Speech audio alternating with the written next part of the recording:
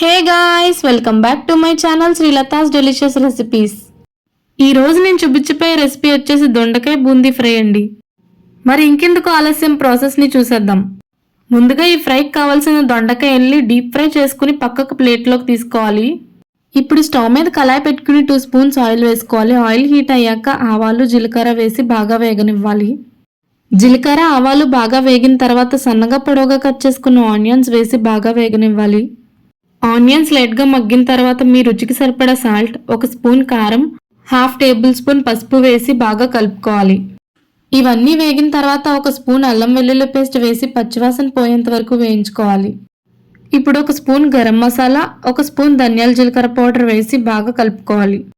మసాలాలన్నీ బాగా కలిసేలా కలుపుకున్న తర్వాత కొంచెం కరివేపాకు వేసి బాగా వేగనివ్వాలి. ఇప్పుడు ఒక చిన్న సైజ్ టమాటోని సన్నగా కట్ చేసి వేసుకుని బాగా వేగనివ్వాలి. టమాటాలు బాగా మగ్గిన తర్వాత మనం ముందుగా వేయించి పక్కన పెట్టుకున్న దొండకాయ ముక్కలు వేసి బాగా కలుపుకుంటూ వేయించుకోవాలి.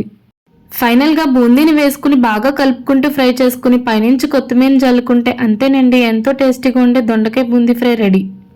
ఈ ఫ్రై సాంబార్, రసం, పప్పుచారు దేంట్లోకైనా సైడ్ డిష్గా చాలా బాగుంటుందండి.